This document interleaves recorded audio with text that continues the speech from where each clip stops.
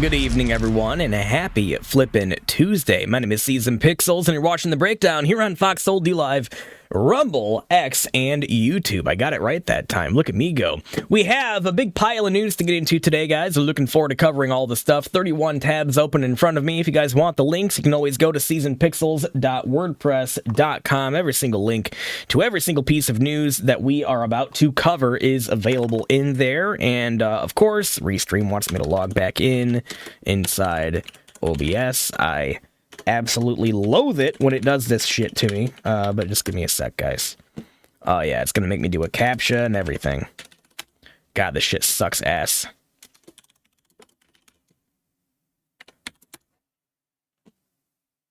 There we go. Okay, here we go. Now we can use the damn live chat. All right, that's better. Much, much better. Okay, once again, guys, seasonpixels.wordpress.com. You can go there for a list of links to every single piece that we are going to cover here tonight. And, of course, I'll be throwing links in the live chat as much as I can as well. All right, guys, let's go ahead and jump in. And once again, shout out to Fever Flav out there checking in the Pill.net live chat. And whoever you lurkers are out there, hopefully you guys are doing very well also. All right, let's jump in. Senator John Kennedy reads damning memo that explains why Minnesota Democrats kept the fraud quiet for so long. And essentially, it's because they didn't want to piss off the Somalis, right? Being that the Somalis are such a big voting bloc for the Democrats in Minnesota. So as the massive fraud scandal in Minnesota continues to unfold, people are wondering how it was allowed to happen. How did these people get away with such huge financial crimes? Well, Senator John Kennedy of Louisiana might have an answer for that. He recently read part of a memo that came from the Attorney General's office in Minnesota. It makes the situation pretty clear. This is from Wall Street Apes on Twitter, /X, emphasis is ours. Senator John Kennedy reads an internal memo from the Minnesota Attorney General's office. They openly say they did not stop the Somalia immigrant fraud because Democrats would lose votes. Quote, here's what a fraud investigator in the Attorney General's office said. She said, there is a perception that I'm quoting now that forcefully tackling this issue would cause political backlash from the Somali community, which is a core voting bloc for Democrats. Imagine that. According to new polling, people in Minnesota are not happy with Tim Walz over this issue. The Washington Free Beacon reports 79% of registered voters in Minnesota think fraud in state programs is either the biggest or a major problem in their state, and just 14% think Governor Tim Walz did enough to stop the fraud, according to a Monday KSTP and Survey USA poll. In total, 92% of respondents identified the fraud as a problem. Of that 92%, 25% called it the biggest problem in the state, and 54% called it a major problem, and just 13% called it a minor problem. 69% of respondents said Walz needs to do more to stop fraud in Minnesota. The poll comes as Walz grapples with the fallout from a far-reaching Somali welfare fraud scheme that happened under his watch. Much of the fraud, which amounts to hundreds of millions of dollars, actually billions, was uncovered after a group of mostly Somali immigrants set up a fraudulent charity, Feeding Our Future, and stole money from a federal child nutrition program. Federal investigations into the scheme, which have already led to 78 indictments, uncovered other similar Somali-related fraud schemes in Minnesota. Walz obviously should resign from his office as governor over this. He won't, but he should. So, and yeah, the Gateway Pundit is totally correct about that. There's no way in hell that Walz will resign over this. He absolutely should, though. Anyways, here is Senator John Kennedy reading this, and it really just comes as no surprise at all. I mean, I'm pretty sure we could have all assumed that this is why they didn't take care of the problem to begin with, but this is basically just complete confirmation of that.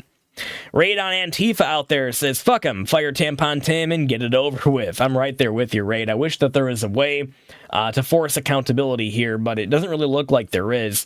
Raid out there with the shades, thank you very much for the shades, my friend. Really appreciate that. Here is the clip of Senator John Kennedy reading this interesting memo from the Minnesota Attorney General. So here we go. Feeding Our Futures went to the state and said, if you stop giving us this money, we're going to call you racist and we're going to sue you. And you don't want to be in the news. Now, here's what, and you say, well, why didn't the employees do something? They did. They told the people higher up, the people with the flags in their office. And you know what they did? Nothing. You know why? Well, here's what the legislative auditor in Minnesota said. He said that the threat of litigation and the negative press affected how the state politicians use their regulatory power. And here's what a fraud investigator in the Attorney General's office said. She said, there is a perception that, I'm quoting now, that forcefully tackling this issue would cause political backlash from the Somali community, which is a core voting bloc for Democrats.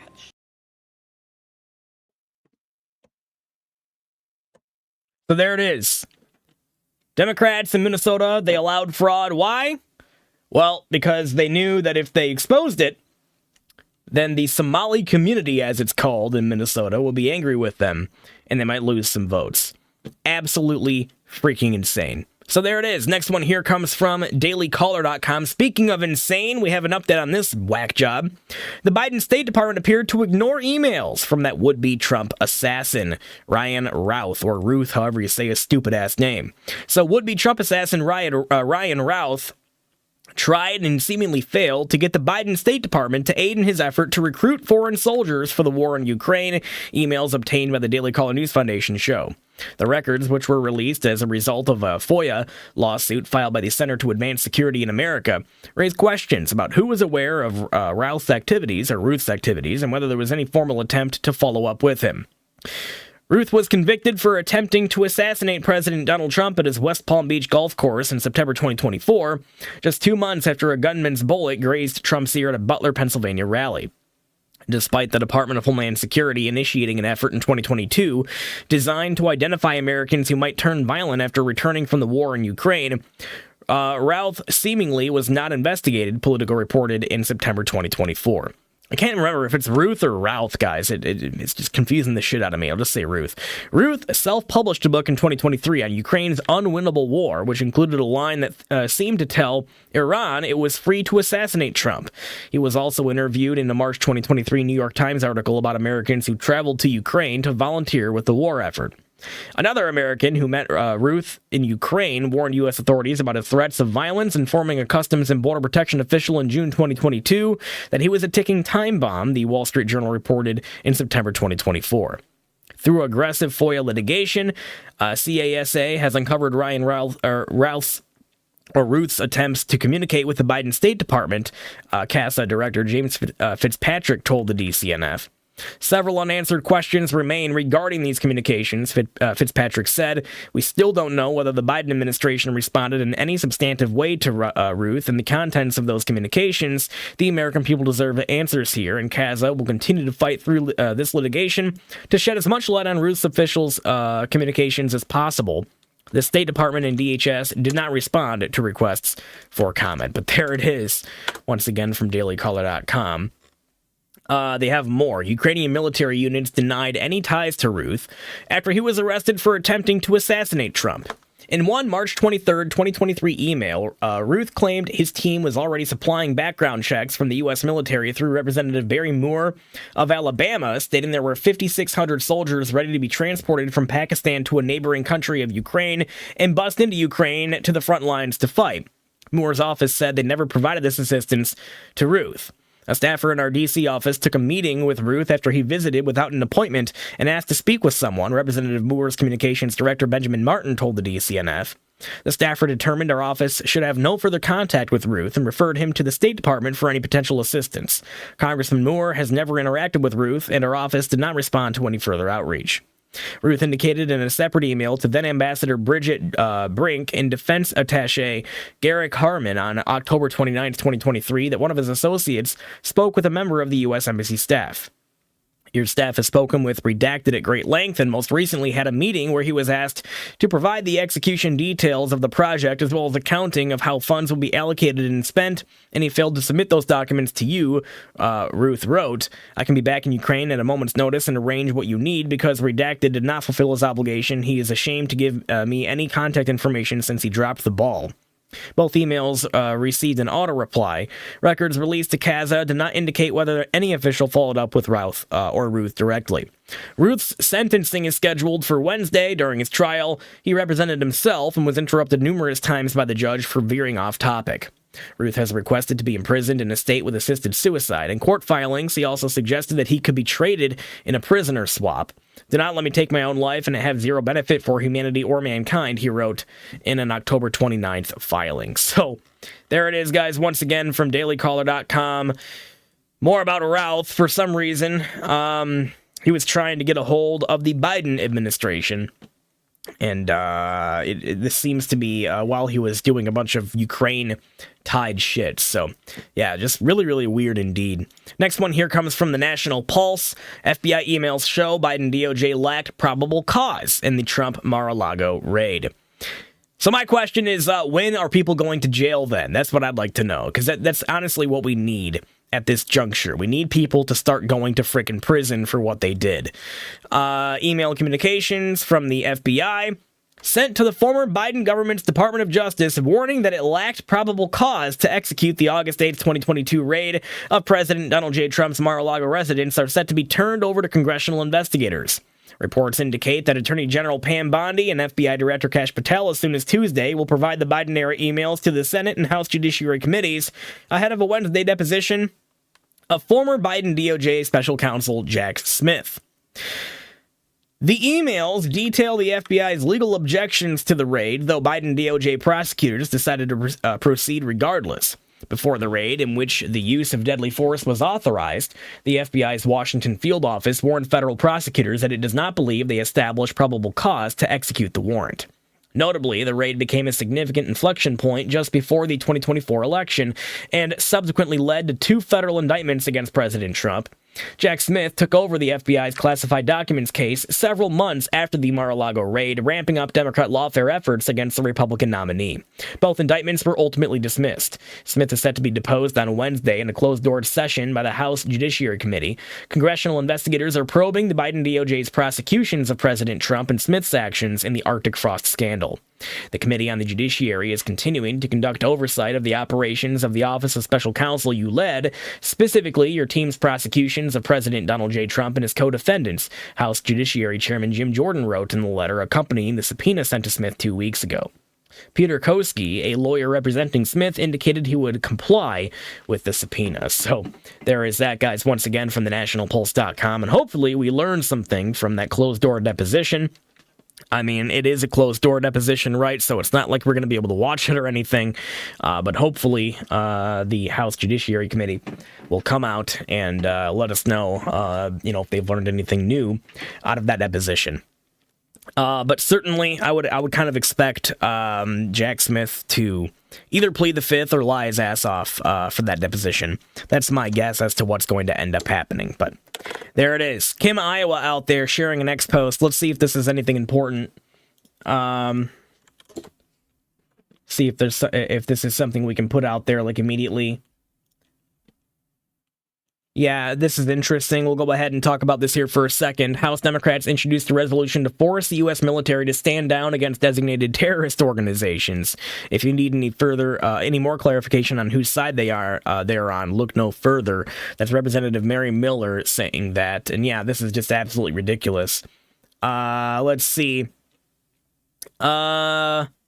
Directing the president, pursuant to Section 5C of the War Powers Resolution, to remove United States Armed Forces from hostilities with presidentially designated terrorist organizations in the Western Hemisphere. It says in the House of Representatives, Mr. Meeks for himself, Mr. Smith of Washington, Mr. Himes, Mr. Thompson of Mississippi, Mr. Crow, and Ms. Omar submitted the following concurrent resolution, which was referred to the Committee on Foreign Affairs. Directing the president, pursuant to Section 5C of the War Powers Resolution, to remove the United States Armed Forces from hostilities with presidentially designated terrorist organizations in the Western Hemisphere. And that's pretty much what they ended up saying here. Resolved by the House of Representatives that pursuant to Section 5C of the War Powers Resolution, Congress directs the President to remove the United States Armed Forces from hostilities with any presidentially designated terrorist or organization in the Western Hemisphere, unless authorized by a declaration of war or a specific congressional authorization for use of military force against such presidentially designated terrorist organizations. So, there is that. Once again, guys, from X. Frankly, I don't think this is going to pass. This is just another Democrat kicking their feet like a little freaking toddler, essentially. It's not going to get anywhere. If it did, I'd be extremely surprised. But thank you for sharing that, Kim Iowa. I appreciate it. All right, so there is that, guys, once again from the National Pulse. And look, again, people need to go to prison over what happened here. I'm not going to be happy with this administration until there are a lot of people in prison. And certainly Arctic Frost and the illegal raid at Mar-a-Lago, along with all the other lawfare, all that stuff needs to be prosecuted. Everything they did there was totally and completely illegal. They tried to prosecute a man for political purposes. They defrauded the entire country. They rigged a freaking election. I mean, I could go on and on and on and on and on, talking about the crimes these people have committed against us, trying to stop Donald Trump. I'm so sick and freaking tired of the impunity, dude. These people need to go to prison. So, there's that. In fact, the more I learn about how criminal they were, while at the same time knowing that none of them are in prison yet, the more angry I get. There's that. This story is like, yeah, of course they didn't have probable cause, and why are they not in jail yet? You know what I mean? That's just kind of how it's making me feel. So maybe you guys out there feel the same way, or maybe I'm being a petulant child that needs to learn a lesson in patience or something. I don't know. I just think it's just way past time that we need to start putting some people in freaking prison. So there is that. Kim Iowa says also they're putting warning labels on some of the vaccines for autism. New today. Yeah, I heard about that as well. That's really awesome news to hear for sure. RFK Jr. definitely keeping the promises that he made. Let's go ahead and move into the next one here. From the Gateway Pundit, ICE arrests 223 illegal aliens in Indiana highway operation. 146 of them were truck drivers. So Secretary Kristi Noem announced that a joint 287G operation between ICE and the Indiana State Police resulted in the arrest of 223 illegal aliens along Indiana highways near the Illinois border, including 146 truck drivers. The operation, conducted in northwest Indiana as part of Chicago-based Operation Midway Blitz, targeted individuals involved in offenses including DUI, drug trafficking, burglary, assault, child abuse, domestic battery, prostitution, and fraud. More than 40 of those arrested have been issued commercial driver's licenses, primarily from Illinois, California, and New York, all blue states. Not a coincidence there at all. ICE has also conducted roadside enforcement actions in multiple states, including New York, detaining drivers and holding valid commercial licenses. Detaining drivers holding valid commercial licenses issued by other states. Federal and state officials said these operations were intended to address public safety risks associated with illegal aliens operating commercial vehicles and cited recent fatal crashes as justification for coordinated enforcement, particularly in and around sanctuary jurisdictions. The enforcement actions followed federal audits that identified widespread CDL fraud and improper issuance practices across multiple states. Federal officials estimate that as many as 130,000 undocumented truck drivers may be operating in the United States, with tens of thousands believed to have obtained licenses through illegitimate means. The Trump administration has threatened to withhold highway funding from states that fail to comply with federal audits and revoke licenses issued under questionable circumstances. Transportation Secretary Sean Duffy warned that New York could lose up to $73 million in federal highway funding if the state fails to address audit findings within 30 days. Similar funding threats have been directed at California at $160 million, Texas at $182 million, and Minnesota at $30 million. New York's Department of Motor Vehicles rejected the allegation, stating that it complies with federal requirements and verifies lawful status using federally issued documents. But if they were actually doing that, then they wouldn't have so many ineligible people with freaking commercial driver's licenses, right? So they're just lying about that. State officials characterize the funding threat as a political action that does not improve road safety. California has filed a lawsuit against the federal government seeking the return of tens of millions of dollars in withheld transportation funding, arguing that the funding cuts are arbitrary and unlawful. The state has begun revoking 17,000 improperly issued licenses in response to federal pressure. Federal audits found that 53% of sampled non-domiciled commercial driver's licenses in New York were issued illegally, and that 25% of 145 non-domiciled licenses issued or reviewed in California since June 2025 were improperly issued. Additional audits identified improper issuance practices in Colorado, Pennsylvania, South Dakota, Texas, and Washington. The issue is long-standing. Between 2000 and 2021, the number of foreign-born truck drivers more than doubled, rising from 316,000 to more than 720,000. Bureau of Labor Statistics data shows that immigrants made up approximately 18 to 20% of truck drivers in 2024, compared to 18.6% of the overall U.S. labor force. Industry sources, including FreightWaves, estimate the actual share may exceed 20% due to underreporting by small fleets. Immigrant truck drivers primarily come from Central America and the Caribbean, accounting for about 59.8%, followed by South America at 6.5%, with additional drivers from India, China, Poland, Ukraine, and other regions.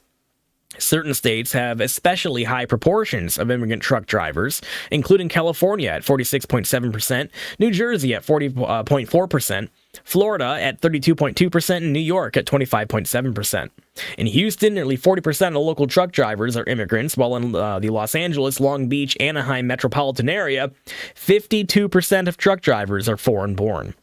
In addition to immigrant drivers, illegal alien drivers are also present, and among both legal and illegal immigrants, there has been widespread fraud related to commercial driver's licenses, including identity theft, bribery schemes, fraudulent Mexican licenses, and test-taking fraud.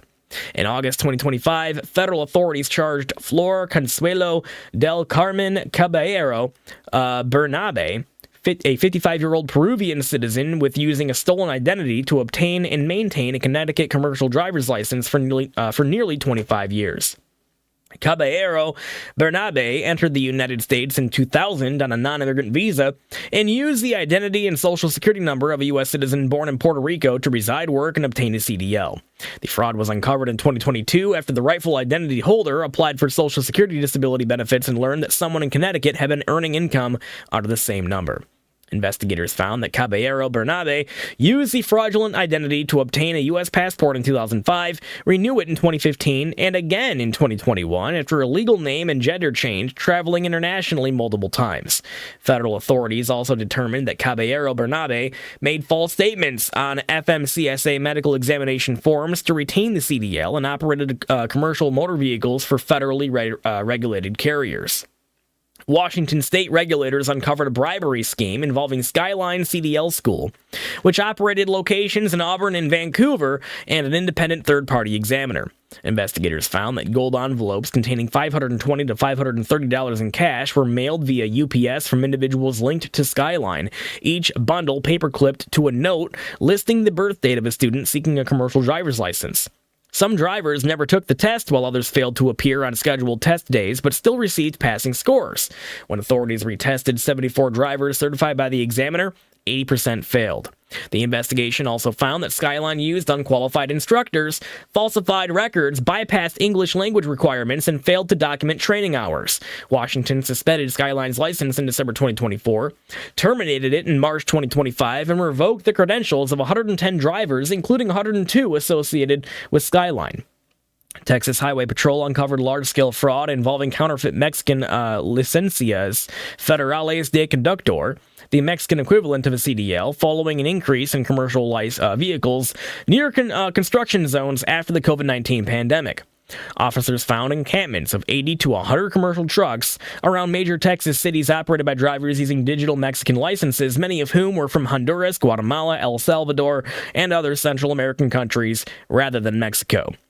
Major Omar Villarreal said roadside questioning quickly exposed the fraud when drivers claiming to be from Guadalajara described beaches despite the city being landlocked. Drivers admitted purchasing the fake licenses for about $2,500 by submitting selfies and wiring payments to third-party vendors. The scheme expanded after Mexico digitized its LFC system in 2021, and Texas authorities linked the fraudulent licenses to rising cash rates among LFC holders statewide. Multiple bribery and test-taking fraud schemes have also been prosecuted nationwide, involving DMV employees, trucking school owners, and professional test takers. In California, a scheme involving multiple trucking schools and DMV employees led to 20 convictions after hundreds of commercial driver's licenses were issued to applicants who had not taken or passed required tests. School owners acted as brokers, collecting payments and bribing DMV employees to enter false passing results into state databases. In Massachusetts, former state police sergeant Gary Cederquist was convicted on 48 counts for providing false passing scores to 40 CDL applicants in exchange for bribes, including cases of Fiji water, Arizona iced tea, and Swedish fish. Prosecutors said Cederquist and his co-conspirators used the term golden handshake to mark applicants who would automatically pass even if they failed or skipped the skills test. So there is that, guys, once again, from thegatewaypundit.com. Massive wave of arrests happening here in an Indiana highway operation. 223 of them picked up. 146 of them truck drivers who should not have legally been truck drivers. In fact, they were not legally truck drivers because they were given their CDLs illegally. So there it is. Once again, guys, from thegatewaypundit.com. Hopefully, in the next few years, we'll do enough arresting and deporting to ensure that there's not one single CDL license holder in this country that should not have one. Yeah, that'd be nice, right? Because then we'd have a whole lot less fatal car accidents because of this shit. So there it is, fam. Moving on to the next one here, which comes from ZeroHedge.com. California sues Trump administration over $33 million withheld due to trucker English proficiency rules. So the state of California filed suit against the Trump administration on December 12th for withholding federal funds over truck driver English proficiency requirements. The suit centered on a decision by the Department of Transportation to hold back $33 million in federal funding for commercial vehicle safety programs because of the state's decision not to comply with the federal requirements. The English language requirement was reinstated by the DOT in May of this year. California responded to the withholding of funds by saying the decision was arbitrary and capricious, an abuse of discretion, and contrary to law, imperils the safety of all persons driving in California, and threatens to wreak significant economic damage. According to the state's suit, California enforces the English language rule for commercial drivers and is in compliance with federal laws. Again, they're freaking lying about that, because if they were in compliance with federal laws and they were enforcing the English language rule, then there wouldn't be so many illegal immigrants that do not speak English that end up with a commercial driver's license in California. It's literally impossible for that to happen unless they are not following the rules and regulations set forth by the federal government. Transportation Secretary Sean Duffy, the Transportation Department, and the Federal Motor Carrier Safety Administration were named in the suit.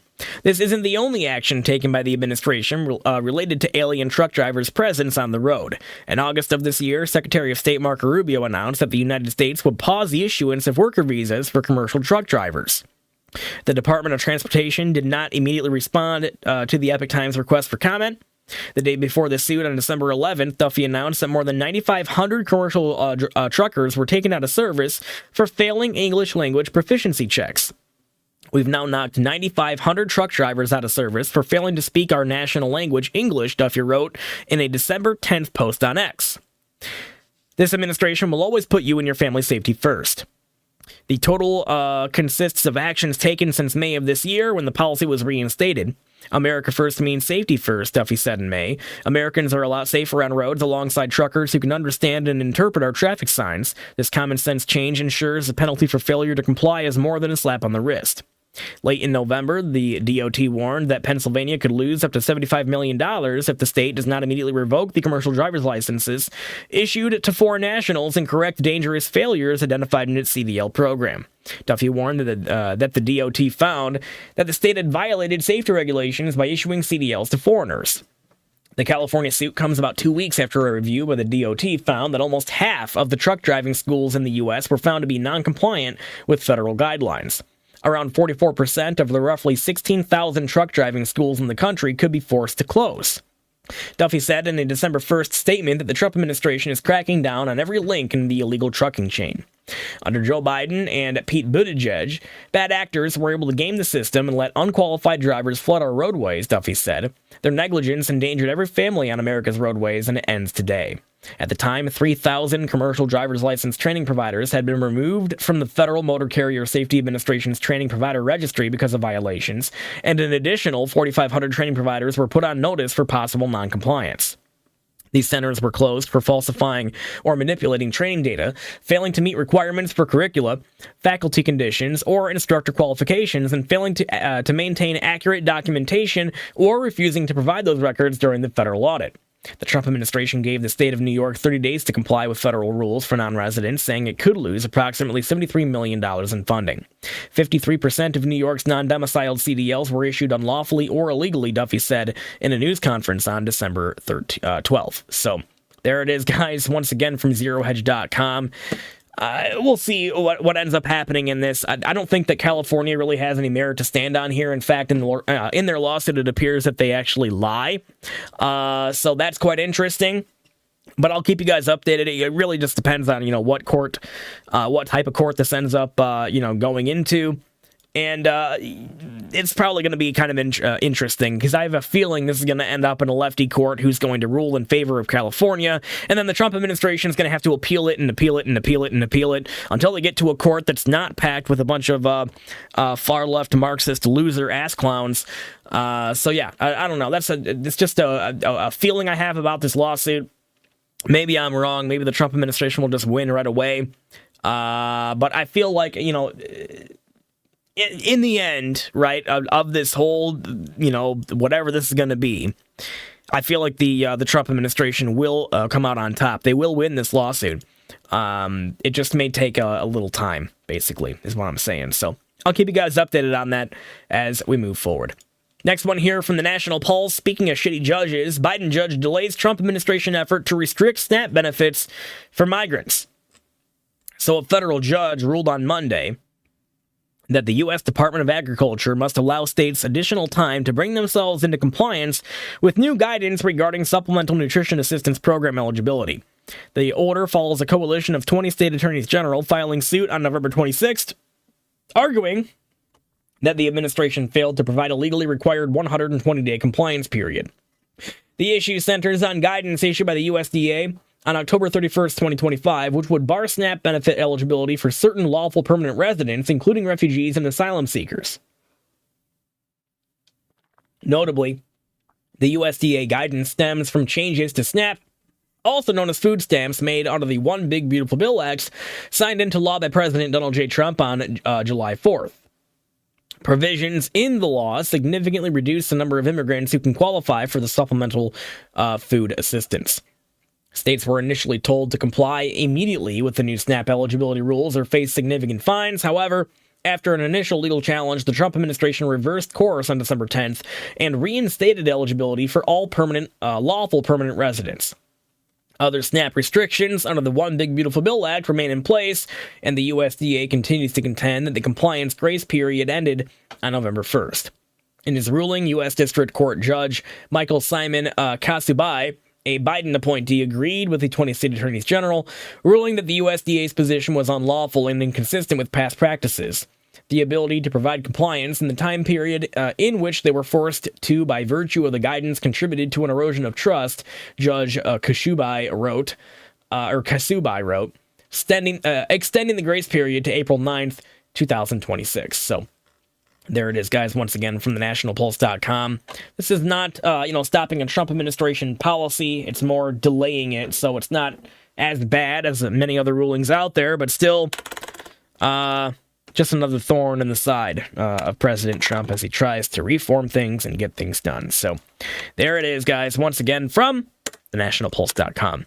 Moving on to the next one here, which comes out of The Federalist. Foiled left-wing terrorist attack must be the beginning, not the end, of Trump's Antifa crackdown. So, 4 far-left extremists face a myriad of conspiracy and other felony charges for allegedly plotting a series of New Year's Eve bombings, followed by a similar ambush on immigration and customs enforcement officers in Los Angeles. The alleged attacks, hatched by the so-called pro-Palestine Turtle Island Liberation Front, were discovered by law enforcement after 4 of its members were allegedly caught testing out the pipe bombs they planned to plant at 5 LA businesses. One of the 4 suspects, Audrey Carroll, allegedly admitted to keeping a terrorist diary where I wrote down multiple plans that never happened. A search of her home also yielded posters calling for death to America, death to ICE, and long live Turtle Island in Palestine. An Instagram account reportedly linked to the radicals and managed by Carroll similarly touts rhetoric calling America a brutal, evil monster, demanding revolutionary actions through Anti-Capitalism Week and liberation through decolonization, and threatening that peaceful protests will never be enough. One post referred to the assassination of Charlie Kirk as "some asshole got shot, tragedy, you know, question mark." Curious one, good to see you out there as always. A New York Post article noted that a fifth unidentified suspect believed to have connections to the group was arrested in New Orleans while planning a separate attack. This is far from the first time far-left anti-government domestic terror cells attempted to murder Americans and send ICE a message. And unless federal, state, and local law enforcement start making more arrests soon, it likely won't be the last. In September, President Donald Trump used his executive power to designate Antifa, a sick, dangerous, radical left disaster, a major terrorist organization, despite receiving this classification 3 months ago. Shortly after an alleged left-winger assassinated Charlie Kirk, Antifa and other radical groups have yet to feel the full force of the federal government. The Trump administration also previously promised to use the Racketeer-Influenced and Corrupt Organizations Act to interrupt the stream of left-wing funding to Antifa. Outside of a few reportedly foiled attacks and forceful statements declaring Antifa is an existential threat to our nation, there appear to be few public examples of the administration's attempt to curb the well-known rise of leftist violence in the U.S. Is there a chance that the FBI is working secretly yet tirelessly behind the scenes to round up every last leftist terrorist? Maybe. The problem is, those far-left radicals, spurred on by Democrats, are working tirelessly in broad daylight to literally kill life, law, and order without any punishment. Under Biden, federal law enforcement put child sex abuse investigations and pipe bomber investigations on the back burner to target those present at the Capitol on January 6, 2021. They were not only arrested and kept in inhumane conditions, but hung out to dry by leftist lawyers who once scrambled to defend foreign terrorists. Contrast that with a rigorous response to people wrongfully deemed domestic terrorists with the treatment given to the rioters who ravaged the nation's cities during the summer of 2020. Instead of facing mass prosecutions for their crimes, the people who looted and burned buildings and cars in places like Minneapolis were bailed out by funds touted by Democrats, including vice presidential candidate Kamala Harris. Law enforcement shouldn't need footage of detonating explosives in the Mojave Desert to know Antifa and its adjacent organizations are up to no good and haven't been for decades. Their reach is indisputable and only empowered by neglect from the feds. Radicals in locations ranging from Portland to the suburbs inhabited by Supreme Court justices have spent years proudly destroying property and terrorizing Americans in the name of leftism. In many cases, they fantasize about such conquests online. Arresting 5 people associated with a group that openly pledges to escalate and to get rowdy if their demands to make the fascists behave are not met as a good start, but it's far from enough to stave off future attacks. What we need, in the words of Christopher Rufo, are midnight raids, mugshots, case numbers, nonprofit status revocations, asset seizures, and inmate rosters. With 3 years left in Trump's second and last term, there's only so much time for the administration to enforce a widespread crackdown like the one the president bragged about. The urgency for immediate action grows with the realization that leftist violence would be further neglected, if not encouraged, by a future Democrat administration, much like what happened under Joe Biden. Both are dangerous to Americans of all kinds, but especially Christian conservatives. This country can't afford to wait until last steps of an elaborate plan designed to harm both civilians and immigration enforcement are in motion to see the results that Trump promised in September, days after a left-wing nutjob murdered a conservative civilian for his beliefs. The time for swift, strategic, and sweeping steps to end organized left-wing violence is now or never. So there is that, guys, once again, from thefederalist.com, and I gotta say, I could not agree with them more. We need every last one of these goons in freaking prison.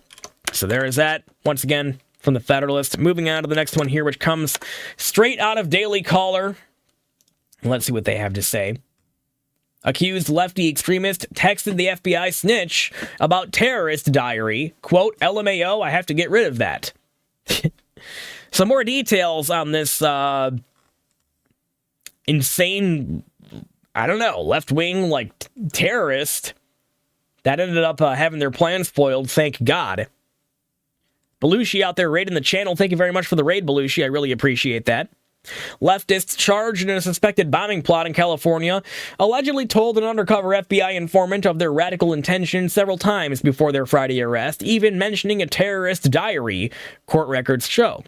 The paid informant and an undercover FBI agent were key to infiltrating the leftist group Turtle Island Liberation Front and disrupting its alleged New Year's Eve terrorist plot, the FBI said in a criminal complaint filed Saturday. Defendant Zachary Page said during a December in-person meeting, which included the unnamed informant and agent, that he was 100,000% sure the FBI would certainly be tracking TILF's activities ahead of the attack, according to the complaint.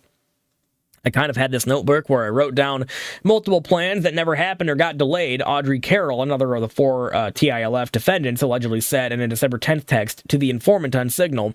So it's like my terrorist diary, LMAO, I have to get rid of that. The same woman gave the undercover operative a handwritten document labeled Operation Midnight Sun that outlined the New Year's Eve bombing plot, which involved detonating bombs at companies across Los Angeles when the clock struck midnight, the FBI alleged. The FBI's surveillance climaxed with a Friday SWAT raid in the Mojave Desert, where the 4 defendants allegedly gathered at a campsite to test explosives, officials said Monday. Court records do not yet list attorneys for the defendants, who made their first appearance in court Monday on charges of conspiracy and possessing an unregistered explosive device. Sneaking law enforcement operatives into left-wing extremist groups can be difficult, as they are often highly focused on operational security, or OPSEC. Center for Security Policy Counterterrorism analyst Kyle Schidler told the Daily Caller News Foundation. He has previously advised law enforcement and spoken to Congress on national security topics.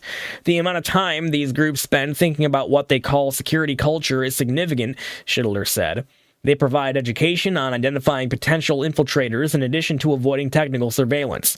The FBI called the informant reliable, adding that the person has no criminal history, gave helpful information in other cases, and had worked with the Bureau since August 2021. More details are needed to know how the Trump administration pulled it off, but in general, I believe infiltrating leftist groups is a significant challenge, Schidler told the DCNF. They've more than 100 years of history dealing with police surveillance, including the lessons from the new left terrorists of the 1960s and the eco-terrorists of the 1990s. TILF defendants met with the FBI's informant or undercover agent at least 3 times to discuss their planned terrorism. Between November 26th and December 7th, the FBI alleged. They then drove in 2 cars with the federal operatives to the desert, where authorities moved in for arrest, the complaint says. What we're doing will be considered a terrorist act, Carroll said during the road trip, according to the FBI. Undercover FBI work within leftist terror cells is not unheard of, though the Bureau appears to be to use more informants to disrupt white supremacist or right-wing groups, according to Ryan Morrow, who studies extremism for Capital Research Center. Based on my anecdotal but extensive work with law enforcement on these issues, I do know that the use of informants against these kind of criminal anarchist and communist extremists happens frequently enough for it to not be uncommon, Morrow said. There might be more criminal offenders inside the far right, partially because the demographic is a bit older on average, so members have had more time to get themselves into trouble, he told the DCNF. That being said, I can without a doubt tell you there is more of a focus on far-left extremists, but it is warranted based on their growth in size and capability. The FBI investigated TILF based on orders from President Donald Trump and Attorney General Pam Bondi to prioritize targeting domestic terrorist groups, especially left-wing extremists, Department of Justice officials said on Monday. TILF's radical statements on Instagram underscored its anti-government crusade, they said. Death to America, death to colonizers, death to capitalism, death to imperialism is non-violent, TILF said in an October 21st Instagram post. Support of these structures is, they said. So, there it is, guys, once again from dailycaller.com. Good to see that the FBI continues to thwart left-wing terrorism in this country. Obviously, with the rise of that lately, it's always good to see a little bit of extra law enforcement focus on it. So, there it is. Ohio Kimmy out there, good to see you. Willie Fixit and Thong Chaser, good to see you, you guys out there as well. Shout out to everyone who came in from Belushi's raid. Also, Northern Pike LZ over there on YouTube. Good to see you out there as well. What's going on, guys? Hopefully your Tuesday's going super, super awesome, and you guys are enjoying the show. If you are, make sure to smash that red pill button on thepill.net and the thumbs up over there on YouTube, and I think the thumbs up over there, on Rumble as well, and anywhere else there's a thumbs up. Try and hit that thing, guys. It usually helps bring more eyes and ears over. Know me for you out there in the live chat as well. Good to see you out there. And I guess there was not, it wasn't a huge raid, so we'll go ahead and say hello to everybody from the raid as well. Quintesson is out there. Belushi, Ohio Kimmy, Thong Chaser, B-Logic, Michelle Shelley, or Michelle Shell, I think is how you're supposed to say that. I almost forgot. To Wild Irish Rose and Leo Sator 2. Good to see you guys out there as always. Hopefully you're all doing it very, very well. All right. Let's go ahead and move on to the next one here, which comes from Breitbart.com. FBI says consider Brown University shooting suspect armed and dangerous. And apparently, yeah, there's still a manhunt underway for this guy. So, as the manhunt for the gunman behind Saturday's Brown University attack continues, FBI Special Agent Todd Dox advises everyone to consider the suspect armed and dangerous. The Providence Journal quoted Dox directing this morning to everyone in Rhode Island and beyond. At the same time, Dox wants the public involved as the search for the suspect continues, saying no amount of information is too small or irrelevant. On Monday, Breitbart News reported Providence police released a surveillance video which shows a person of interest, and the FBI announced a $50,000 reward for information leading to the identification, arrest, and conviction of the individual. CNN noted that the FBI is describing the person in the photos and videos as approximately 5'8" with a stocky build. 2 people were killed in a Saturday attack and 9 others were injured. So there is that, guys. Once again, from Breitbart.com. I will keep you guys updated on this manhunt. Hopefully they find this guy very quickly. And hopefully he's also done with whatever crime spree he decided to undertake. So there it is. Once again, guys, from Breitbart.com. Say a prayer for law enforcement to find and track this guy down and arrest him safely, of course, as quickly as humanly possible. All right, next one here from Breitbart.com. I'm sure that most of you guys out there have heard of this, about this, but Rob Reiner allegedly was murdered by his own son, along with Rob Reiner's wife. Both murdered allegedly by their own son. Rob Reiner and son, Nick, had a big fight at Conan O'Brien's home the day before the murders. So witnesses say that on the night before Rob Reiner and his wife Michelle were brutally murdered, the couple had a public argument at comedian Conan O'Brien's Christmas party with their son Nick, who was a suspect in their deaths. Nick was arrested on suspicion of murdering his mother and father on Sunday and is being held on a $4 million bail. The Reiners were reportedly attending the party at the former TV host's home, where witnesses have said that Nick was acting strangely, according to the LA Times. Another source told People magazine that the This Is Spinal Tap director and his son were arguing over money. Rob wouldn't agree to give him the money because he knows his son has a serious drug addiction and was lying about it, the source claimed. Rob was saying no, and they got in a big fight. Another source said that Nick was freaking everyone out, acting crazy, kept asking people if they were famous. Other sources told TMZ that the director's wife was lamenting to friends that Nick had been returning to substance abuse, and they were at wit's end on what to do about it. We've tried everything, Michelle reportedly told friends. The Reiners left the party immediately after the argument, witnesses said. Rob Reiner and his wife, Michelle Singer, were found murdered in their Brentwood home less than a day later. So, yeah, there is that, guys, once again, from Breitbart.com. There is a clip that comes straight out of NBCLA, the local news there, where they're going to be talking about this. We'll go ahead and check that out. But yeah, a super crazy situation here. Here's what they had to say. News at 6 today, the investigation continues into the murders of legendary actor, producer, and director Rob Reiner and his wife, Michelle. Good evening once again, everyone. I'm Colleen Williams. And I'm Michael Brownlee. The couple was found dead inside of their home in Brentwood, sending shockwaves around the world. Here's what we know so far. The couple's 32-year-old son, Nick, is now behind bars, arrested on suspicion of murder. He's currently being held with no bail. NBC4's... Well, that's interesting. Local news said he was held without bail. This story, though, from Breitbart saying he's being held on a $4 million bail. So I guess, which is it, right? Robert Kovacic has been on the story since we first broke the news last night. He is at the home once again. He's been there for quite a while. Robert. Colleen and Michael, you may be surprised to hear this, but the news of the arrest of Nick Reiner did not come as a surprise to most of Hollywood. There was rampant speculation that he was involved all night long last night. People had been calling me and saying that they believed he was involved, to such a point that when there was a news conference that was held by the LAPD at 9 o'clock yesterday, NBC4 News was there, when the detective in charge and Chief Alan Hamilton were asked specifically, is Nick Reiner a suspect you're looking at? They said at that point they weren't looking for a suspect. Now, we talk about Hollywood being a very small town. Why would they not be looking for a suspect when these two were very clearly murdered, right? That's kind of strange. You take a look at video and pictures of Nick Reiner and his father, Rob Reiner.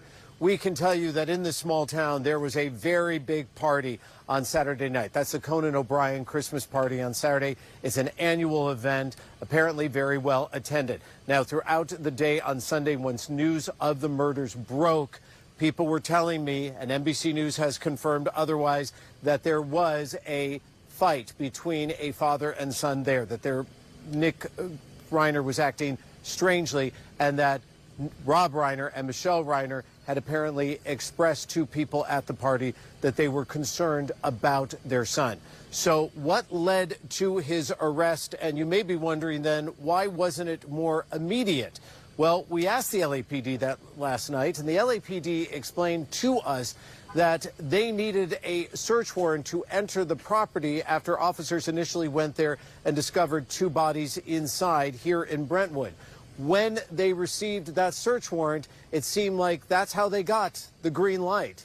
Here is Chief Jim McDonnell earlier today. Yeah, you know, we use search warrants to be able to further our investigation, as you know, on all of these cases. I wouldn't be in a position to talk specifically about what the object of the search warrant was, but it's a critical piece of our investigations to be able to ensure down the road a prosecution. Investigators have been speaking to all members of the Reiner family, trying to figure out... So Nick Reiner was arrested in the Exposition, Vermont area, picked up. NBC4 investigates there. They believe that he may have taken public transportation there since he doesn't drive. Now, when you come back out here live and you take a look, this is the Reiner estate where security is in place, as well as I'm looking up and down the street, members of the media from across the country. This is someone who also lived with his parents. Nick Reiner lived here with his parents. We still don't know who it was that made the initial call, but NBC4 Investigates also has learned that the daughter was here at the home when police arrived. Now, as far as Nick Reiner is concerned, the troubled son of Rob Reiner and Michelle Reiner, who had been in and out of rehab. There was a documentary that was made about him that involved his father.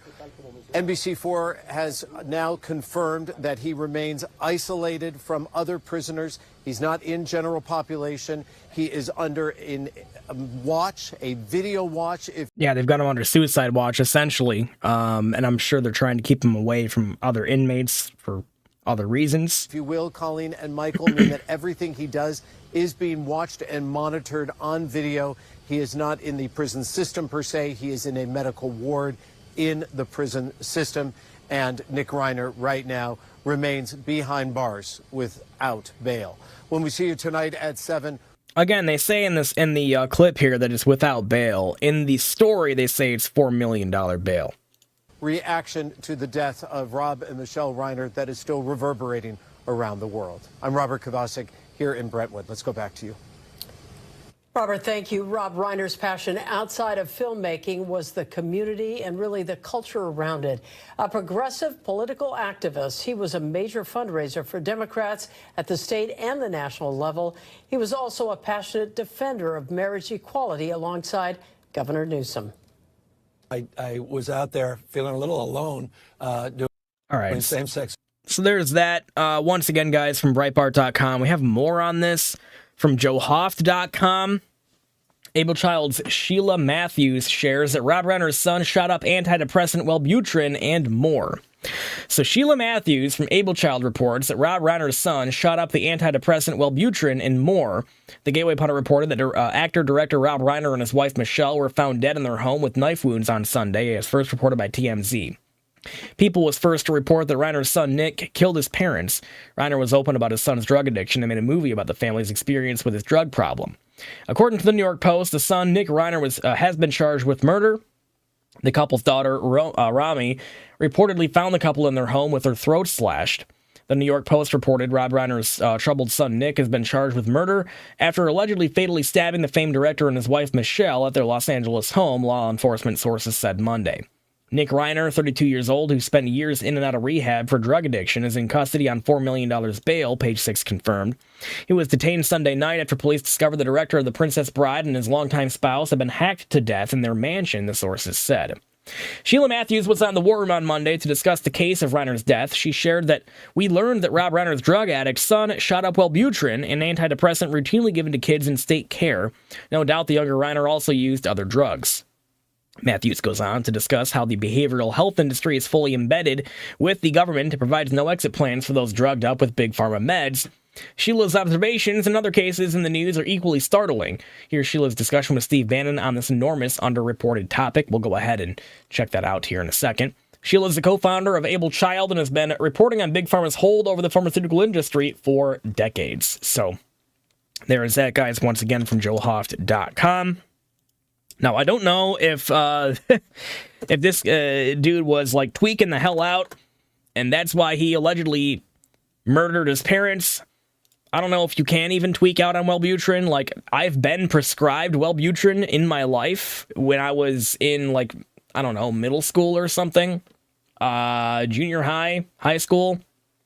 I never felt the urge to stab anybody while I was on Wellbutrin, so I highly doubt that Wellbutrin had anything to do with it. It's probably his other drug addiction, and from what I'm hearing, right, the argument that he had with his father at that Christmas party at Conan O'Brien's house was basically about him asking for money. His dad knew that it was for drugs, and so he was saying no. I'm guessing that was really the true motive. He was angry about not being given the drug money. And just lost it and stabbed his father and mother to death. It's really just awful. It's an awful story. But here's Steve Bannon speaking with a guest, Sheila Matthews, about this. Sheila Matthews. Sheila, you've been doing amazing work on Utah. Today, in fact, I think you got started. Today's, I think, the 13th anniversary of Newtown. I think this is where you started getting serious, started focusing on this as your profession to warn the American people. Then you had this tragedy, Rob Reiner. And look, Rob Reiner was, he was, let's say this, he was not a fan of President Trump. He was not a fan of Steve Bannon. He was not a fan of MAGA in the direction that we are taking the country and want to continue to take the country. That being said, this was nobody deserves your own child. $4 million bond right now on bail, $4 million, his son, troubled son, homeless, drugs. And it's always back to mental health. That's why you've been fantastic of warning us and saying, hey, look, this whole thing is kind of a scam with these psychiatrists. We got to get beyond this. We got to start naming names. The floor is yours, ma'am. So this is $1 billion industry. And so with the son, he was in and out of rehab. We did find out that he shot up Wellbutrin, which is an antidepressant, which is given to children in state care, by the way. So we have a behavioral health industry that's embedded in the government, and it fully supports it. There's no exit plan. We had Matthew Perry, so hopefully the names of the treating psychiatrists will come out, and that will be a good thing. So Able Child really focuses on the modern system here, which is diagnosing and then drugging. Our focus is really on the diagnosing, and we got started in Sandy Hook. And, people don't realize that the FBI, 2 years after it happened, they did an operation called Operation Juicebox. And basically, the Newtown police was investigated by the FBI, and they were importing drugs from China. And so we have corruption within the first responders. I know it's hard to talk about, but what I'm seeing is a pattern here. Your show was talking about pattern recognition. We have it in the behavioral models, in the Medicare fraud in Minnesota, the piece that I did on Utah and Governor Cox with his giving billions of dollars with no accountability. So hang on. Tell me about the pattern. If you connect Utah, Newtown, what you're seeing here, the Rob Reiner situation, it's a multi-billion, $100 billion. This is one of the biggest industries in this country behind the scenes. What is the pattern people should be looking for? Okay, the training of the police. We have Rhode Island where they totally screwed up this investigation. And you can do a simple search on the campus police officer who was working in Utah at University of Utah. And he was basically under investigation and was, resigned. There was a lot of internal issues and now gone to Brown University. So then you look at Utah, who's in charge of the investigation for Charlie Kirk, which is Sheriff Mike Smith. People should do a deep dive. We have that right to look at the police officers who are in charge of these investigations. The investigation into Sandy Hook was buried on the corruption of lawn guns being sold out of the police station, China's connection. So that's where it is very important to look at how the police officers are being trained in mental health and then suppressing the data. So, and then they're trying to make President Trump and the FBI look like fools in Rhode Island because now the FBI is coming out and say, oh, we use these technologies to get to this alleged shooter that they had brought into custody. Yet it's the local police station that gave the FBI the tip. So we have corruption within the FBI that is misleading Kash Patel, in my opinion. I don't think since my cousin was head of FBI, why didn't he come out and tell us about the corruption in Newtown? No, we had the Second Amendment. I was in all of the hearings up in the state capitol where they attacked the Second Amendment, and then they flooded billions of dollars into the mental health industry after that. So it is an unregulated industry. Isn't a simple solution here what we should ask for is to get full disclosure? Because every time we have you on after one of these shootings, it's all mental health, mental health, mental health, mental health. These kids are all on drugs, right? All on drugs that have been prescribed by a physician, because a psychiatrist is a doctor. He's not a psychologist, he's not some guy giving you opinions. He's a doctor. Isn't the scandal here the drugs these kids have been taken and been given over and over again? I'm sure in the Rob Reiner situation, his son, we're going to get over the next couple of days a very detailed analysis of, he's been a very troubled young man. The report said from the time he was a teenager, right? I'm sure you're going to have all kind of counselors, people come forward, but isn't the pattern recognition here, it always gets back to psychiatrists and the drugs that they're giving these people, these kids, and the pharmaceutical industry continues to pump it because this is some of the most high value add. Okay, but I mean, these individuals are sitting here assuming that it's the Wellbutrin or whatever drug this kid was prescribed. Not even a kid anyway, he's 32 years old. They're assuming that whatever drug he was prescribed led to this, right? I honestly don't think so. I think that he has a drug addiction problem. He's trying to get money from his dad to continue his drug addiction problem. His dad told him no, and he lost his freaking mind. It's what drug addicts do. So I don't know. I just don't. I feel like this conversation they're having is just entirely off fucking topic. Honestly, sorry for the F-bomb, but it's entirely off topic. We'll let them continue though. What the hell? They're the most profitable drugs, and they get people essentially on this, hooked on it for the rest of their lives. Yes, basically in Sandy Hook, it took us a year to get the treating psychiatrist, Dr. Paul Fox, arrested. His name was withheld by the local police, and who is advising these people in the police station? NAMI, the National Alliance of the Mentally Ill, is training police officers. Okay, so like in Utah, we see that NAMI is saying 85,000 children have depression and anxiety.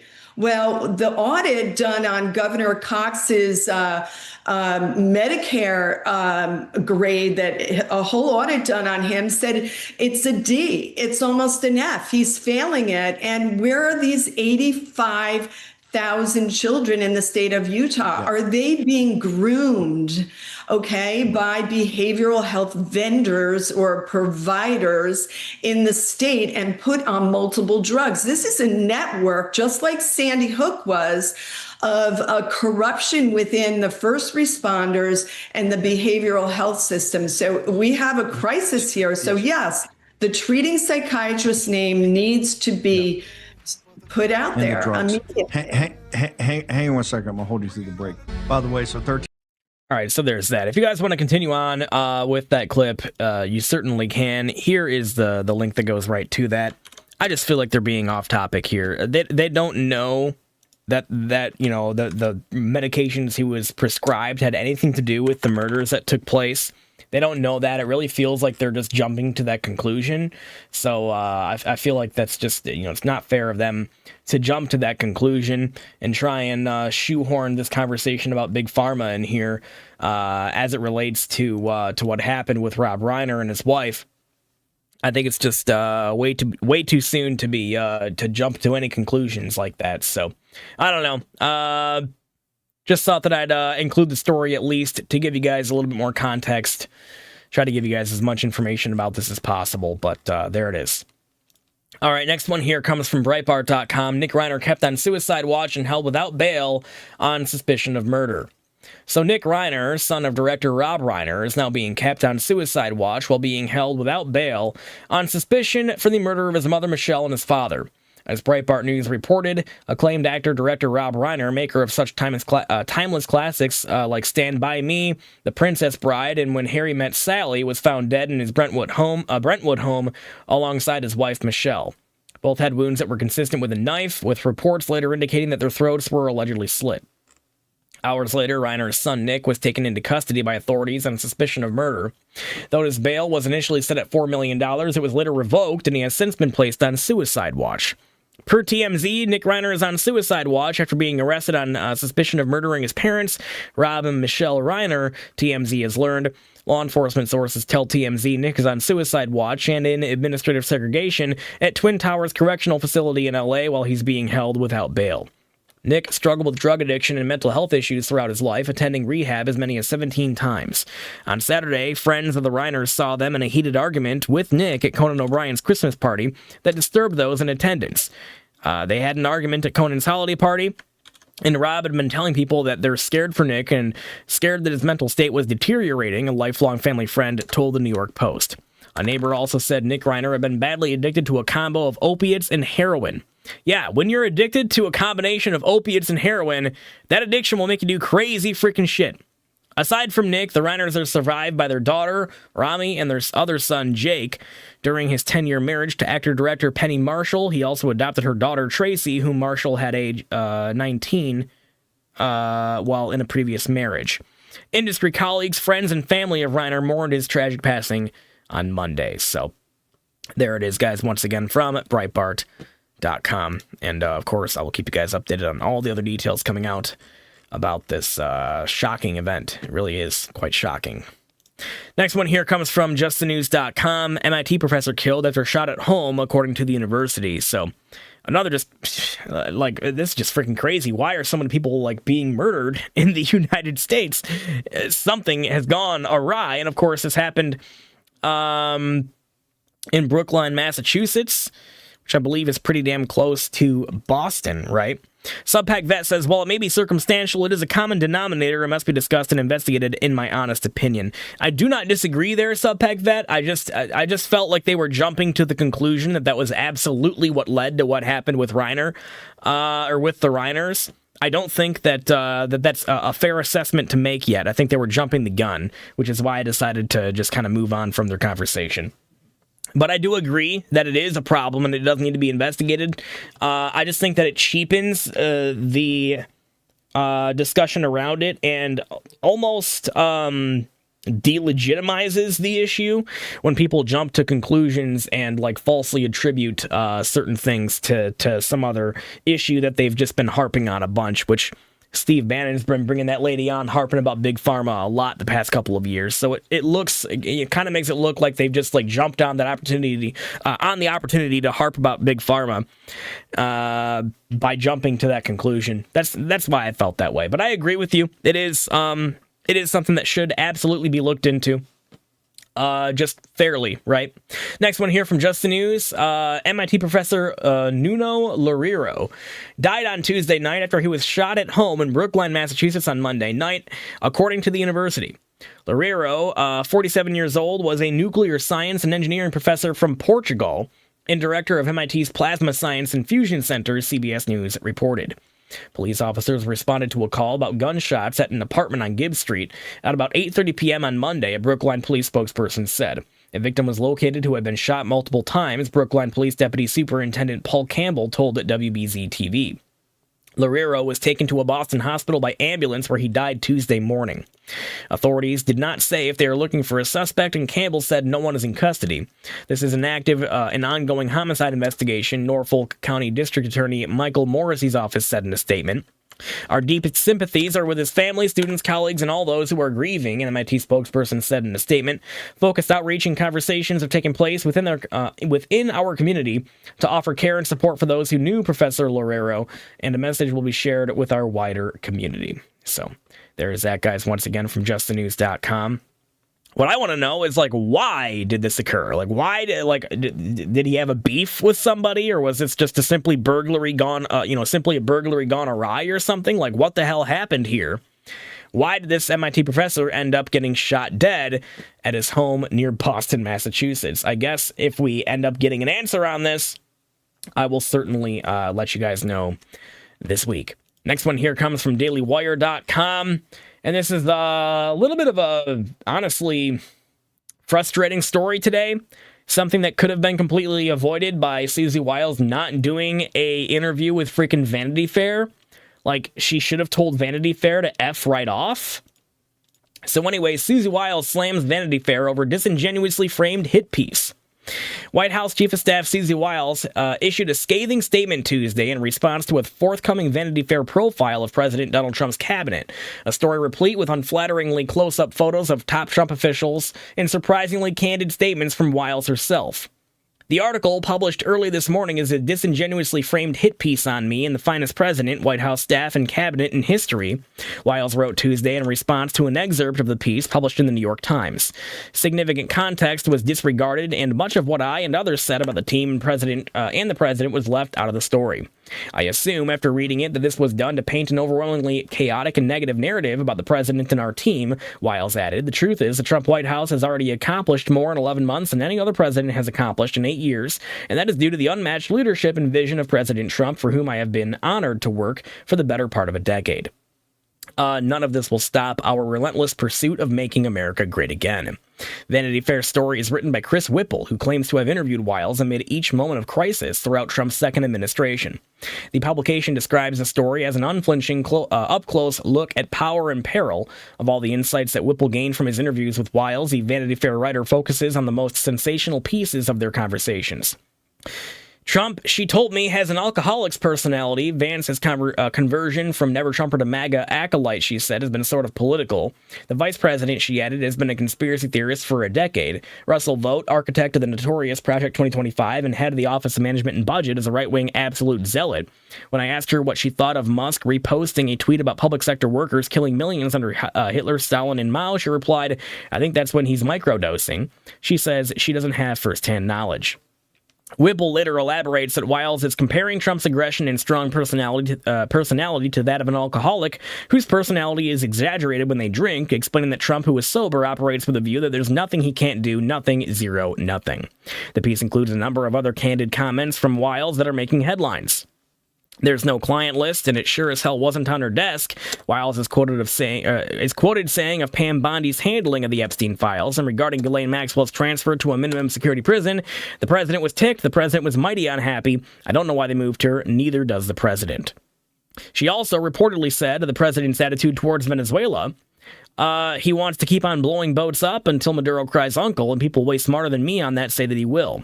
Vanity Fair suggests that the quote indicates that the Trump administration is lying about their reasoning for blowing up the narco-terrorist boats, as Whipple writes, while the statement appears to contradict the administration's official stance that blowing up boats is about drug interdiction, not regime change. Well, honestly, I mean, couldn't it be both? In what universe can it not be both? And I seriously have no problem with it being both, by the way.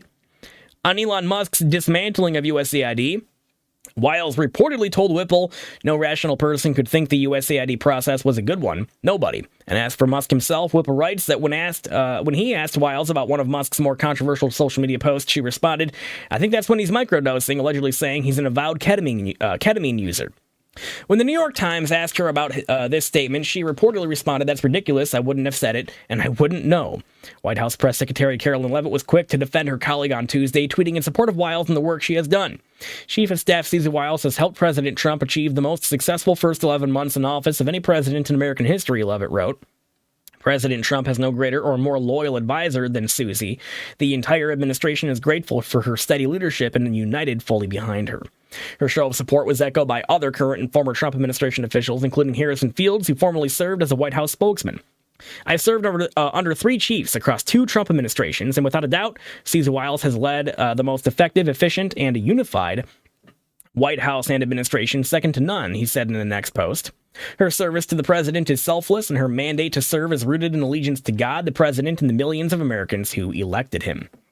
Any attempt to selectively or maliciously attack your leadership is shameful and entirely without merit.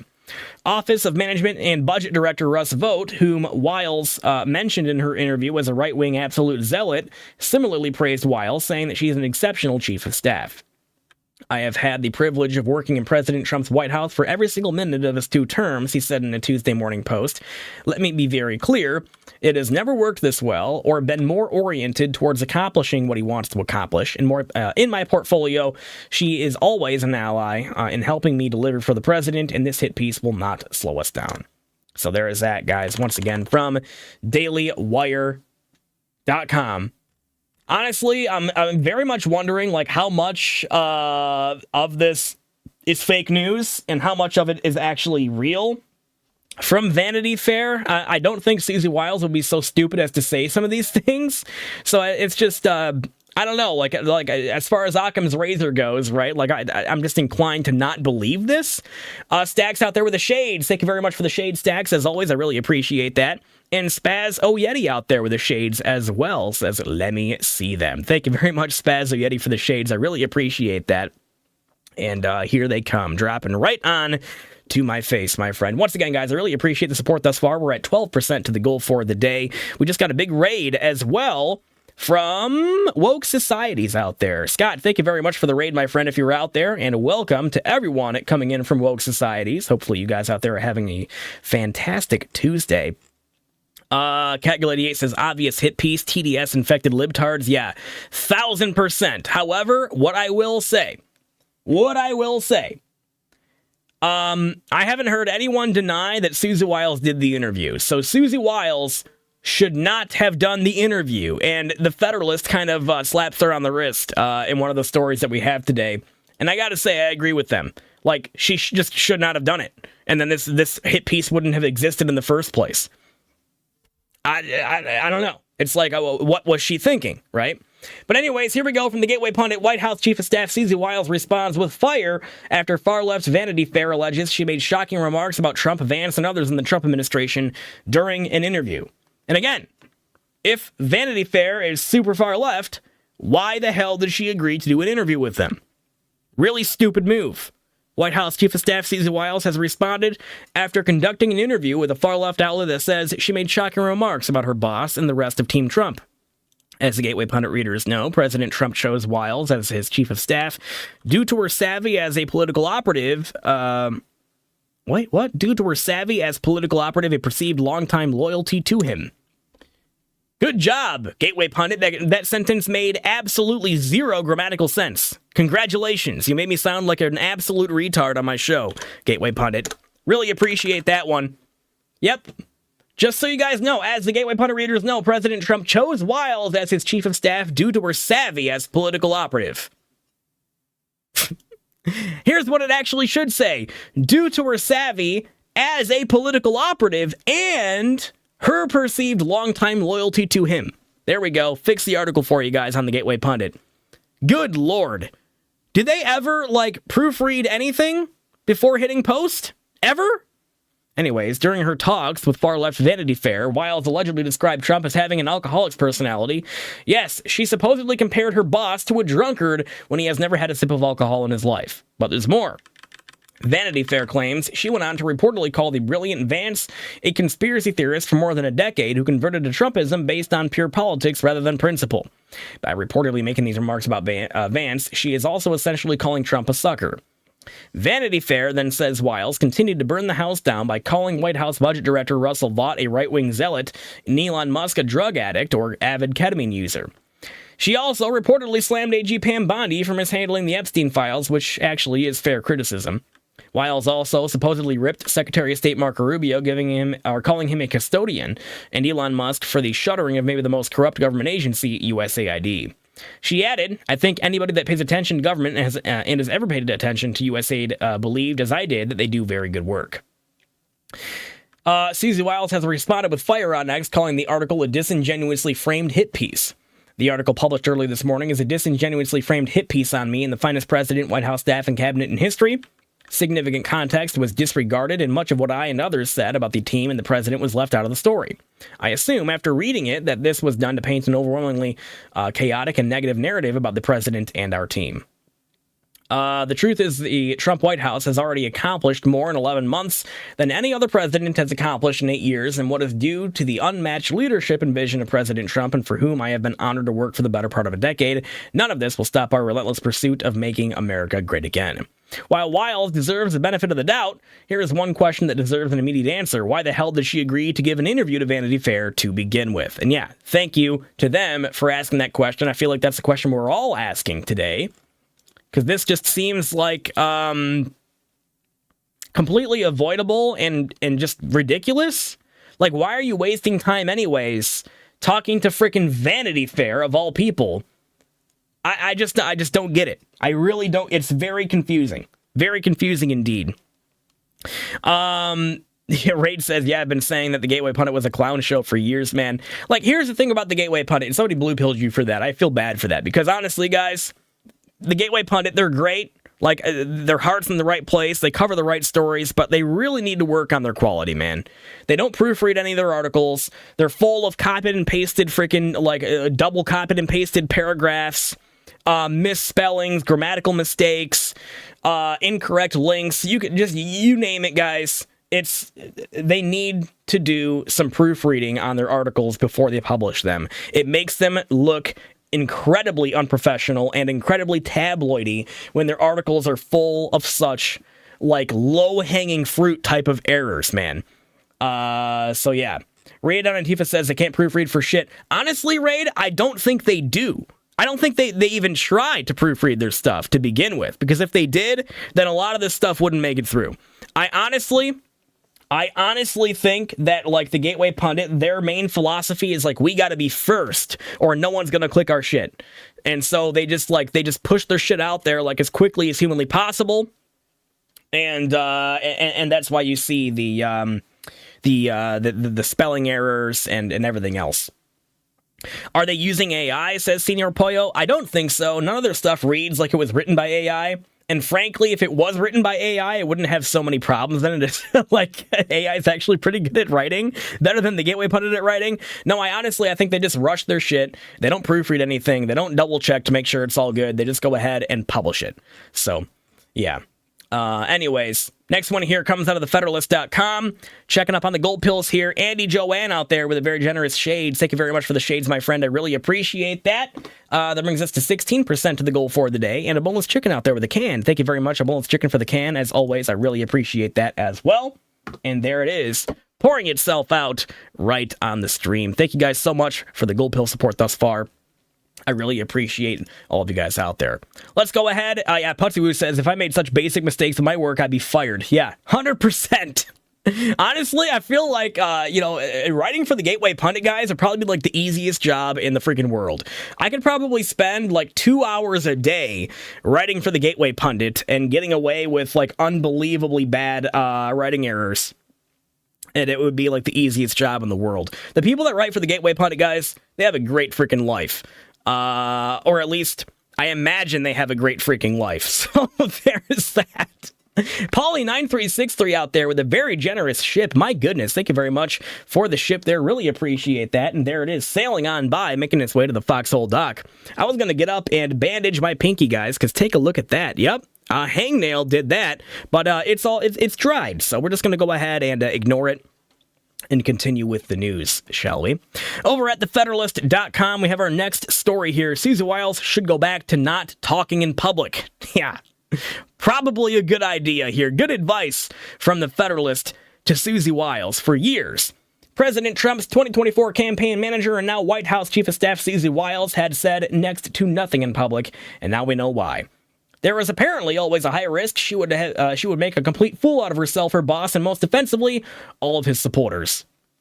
On Tuesday, Vanity Fair, of all places, published a feature centered on Wiles. With her willful participation in the piece, she agreed to more than 10 interviews with author Chris Whipple over the course of this year. What's more, Vice President J.D. Vance and State Secretary Marco Rubio also gave interviews, and other top White House officials, including Press Secretary Carolyn Leavitt and advisor Stephen Miller, lent themselves to corny, the West Wing-style photo shoots. Regardless of how this was going to turn out, why all these people would voluntarily contribute to yet another publication that hates them and is hell-bent on destroying this country is anyone's guess. Trump himself continues to engage with Jeffrey Goldberg, editor-in-chief of The Atlantic, who has demonstrably lied about the president in the most appalling ways, so their conduct isn't unheard of. The more urgent problem at hand, though, isn't just that Wiles did the interviews, it's what she said in them. After the feature published, she released a shockingly amateurish statement about how much of what I and others said about the team and the president was left out of the story, as if it's a great scandal that an antagonistic publication like Vanity Fair wouldn't include all the times she called Trump amazing. But that doesn't account for what was left in the feature, including comments from Wiles contradicting her boss, gossiping about her current and former White House associates, and openly musing about them having ulterior motives. This is the person Trump refers to as Ice Maiden, which I thought was to suggest a certain steely self-possession rather than just a nickname for a fragile woman at risk of melting. She has made the entire public question the sincerity and priorities of this administration and made it all the more difficult to defend a White House that, until now, was pretty easy to defend. By the way, all the accompanying pictures of Wiles and her peers were wildly unflattering, and if she has any enemies, she might consider recommending the photographer for their weddings. Being silent worked for Wiles. She should go back to doing that. So, there is that, guys, once again from thefederalist.com, and I agree. Susie Wiles should not have done this dumbass interview in the first place. It was a mistake for her to do so. And hopefully it doesn't end up being a costly mistake, because honestly, as much as I would love to be like 100,000% optimistic about the midterms, guys, I'm starting to get worried about the midterms because I feel like a lot of Republican voters are not going to show up for the midterms if they don't feel like we're getting the progress that they voted for, right? Which, unfortunately, it would seem that a lot of people out there do not feel like we are getting the progress that we voted for, or at least enough of it, or they feel like it's not happening quickly enough. And, that's not the type of thing that you want when you're looking to turn out a lot of voters for a midterm election. So there it is. Once again, guys, from thefederalist.com. Interesting stuff indeed. And I'll keep you guys updated on the interview with Wiles and whatever other fallout there may be regarding that as we move forward. But there it is. Next one here comes from Daily Wire. Michigan Republicans slash funding for leftist causes with massive government spending cuts. And actually, I almost forgot. We are we are at the halfway mark, so I am going to go ahead and flip over to Pill.net. Please follow us over, guys. We have a whole lot more news to get into. We're only at that halfway mark, so plenty more stuff to cover. There are two different links you guys can use to follow us over to Pilled.net. First one is the welcome link that'll help you get set up on Pilled. Grab yourself a username, all that good stuff. And, of course, second link is for you lurkers out there. to get over to the channel with one singular click. That'll take you straight to the channel where we are going to be live for the rest of the evening, going through the rest of the news that I've gathered for you guys. So there it is. We're going to play a quick video here for Pilled, and then we'll be right back on the other end of that. I'll see you guys in less than 60 seconds. Here we go. Pilled.net is proud to host The Breakdown, exclusively on the true home of free speech. To continue watching the show, we are here to help you over to Pilled. If you're new to the platform, just click on the welcome link. It will automatically walk you through signing up for your free account. If you already have a Pilled account, follow the link provided to take you directly to the Season Pixels stream. We are excited to have you join the Pilled family. And if you have any questions at all, just email support@pilled.net. Enjoy the rest of the breakdown with Season Pixels, exclusively on Pilled.net. Free speech lives here. Indeed, free speech lives over at Pilled.net. Follow us over, guys. We have a whole lot of news to get into. And, of course, looking forward to covering the rest of the stuff, my friends. All right. See you guys over on Pilled.